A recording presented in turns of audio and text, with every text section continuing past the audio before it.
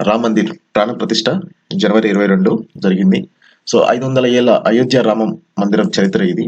So మనకి రామ మందిరం యొక్క చరిత్ర చూసుకుంటూ వెళ్తే టైం లైన్ ఇచ్చారు. ఈ టైం లైన్ ప్రకారం చూస్తే 1528 సంవత్సరంలో రాముడు అంటే 1528 సంవత్సరంలో అయోధ్యలోనే రాముడు జన్మిస్తున్నట్టు హిందువులందరూ భావిస్తుంటే, అక్కడ మొఘల్ చక్రవర్తి ఎవరైతే అప్పుడు పరిపాలిస్తున్న మొఘల్స్ ఉన్నారో వాళ్ళలో మొఘల్ చక్రవర్తి బాబర్ మసీదును ఆ ప్లేస్ లో ఏదైతే అయోధ్యలో రాముడు పుట్టినని అంటున్నారో ఆ ప్లేస్ లోనే ఒక మసీదును నిర్మించాడు. ఈ విషయం మీద హిందూ ముస్లింలు గొడవలు అయితే చెలరేగాయి. ఎందుకంటే భారతదేశానికి ఎంతో ప్రాచీన చరిత్ర కలిగిందనమాట. ఎన్నో రకరకాల వ్యక్తులు వచ్చేసి ఈ దేశాన్ని లూటీ చేశారు, పరిపాలించారు, ఎన్నో విధాలుగా ఎన్నో హింసించారు. బట్ ఏంటంటే అందరూ దండయాత్రలకు వచ్చేసి ఈ దేశాన్ని సొత్తు కాజేసి వెళ్ళారు. అందులో కొంతమంది ముస్లిమ్స్ ఉన్నారు, కొంతమంది ఇన్వైటర్స్ ఉన్నారు, కొంతమంది బ్రిటిష్ ఉన్నారు, ఫారిన్స్ ఉన్నారు.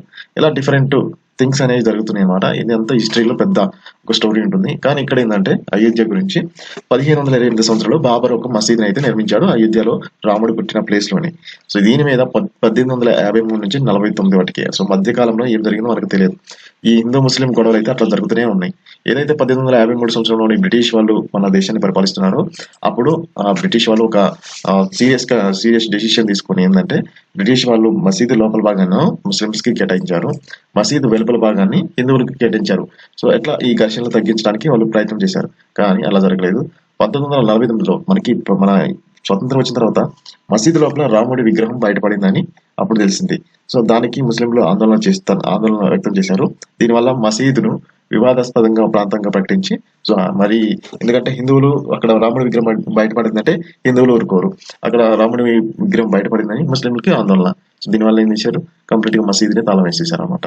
1950లో మళ్ళీ ఏం చేశారు, ఆ విగ్రహాన్ని రాముడి విగ్రహాన్ని బయటపడ్డది కాబట్టి మాకు పూజలు చేసుకోవడానికి మాకు పర్మిషన్ ఇవ్వాలని ఫైజాబాద్ సివిల్ కోర్టులో ఒక 2 పిటిషన్లు అయితే దాఖలయ్యాయి. అంతేకాకుండా ఇంకో పిటిషన్, 3వ పిటిషన్ కూడా వేశారు.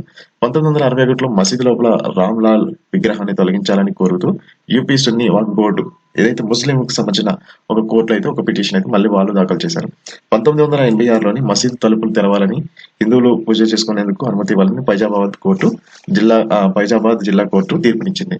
సో ఎట్టకేలకి ఇది హిందువులకి ప్లస్ పాయింట్ వచ్చేసింది. 1992 డిసెంబర్ 6న ఈ కరసేవకులకు బాబ్రీ మసీదును కూల్చివేశారు. తర్వాత చెలరేగిన హింసలో 2000 మంది పైగా చనిపోయారు అనమాట. సో మళ్ళీ గొడవ స్టార్ట్ అయ్యాయి. ఒకరికి పర్మిషన్ ఇస్తే ఇంకొకరు గొడవ చేస్తున్నారు అనమాట. 2001 సంవత్సరంలోని బాబ్రీ కూల్చివేత హింస కేసులో స్పెషల్ జడ్జి అడ్వానీ కళ్యాణ్ సింగ్ సహా 13 మందిని నిర్దోషిగా ప్రకటించారు.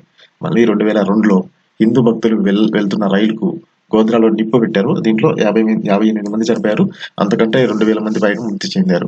తర్వాత ఎన్నో గొడవలు జరిగి ఈ వివాదాస్పద భూభాగంలో 3 వంతులుగా విభజించి 2 వంతులను హిందువులకు, 1 వంతును వక్ఫ్ బోర్డుకి కేటాయించింది. 2010లో అలహాబాద్ హైకోర్టు అయోధ్యలోని వివాదాస్పద భూభాగాన్ని 3 వంతులుగా విభజించి 2 వంతుల్లోనూ హిందూ పార్టీలకు, 1 వంతును వక్ఫ్ బోర్డు ముస్లింకి సంబంధించిన దానికి కేటాయించింది. 2011లోని మళ్ళీ అలహాబాద్ హైకోర్టు తీర్పుపై సుప్రీంకోర్టు స్టే ఇచ్చింది. 2017 మధ్యవర్తిత్వం ద్వారా సమస్యను పరిష్కరించాలని సుప్రీంకోర్టు కోరింది. హిందూ ముస్లిం పార్టీలకు సూచించింది అనమాట. ఏదైతే ఎవరైనా మీడియేటర్ తోని దీన్ని కంప్లీట్ గా సొల్యూషన్ చేయండి అని. దీంతో పాటు పలువురు బీజేపీ నేతలపై నేరపూరిత కుట్రల ఆరోపణలు పునరుద్ధరించింది. 2019 మార్చి 8 అయోధ్య కేసు మధ్యవర్తిత్వానికి సుప్రీంకోర్టు ప్యానెల్ ఏర్పాటు చేసింది. 8 వారాల్లోగా ప్రొసీడింగ్లను పూర్తి చేయాలంది.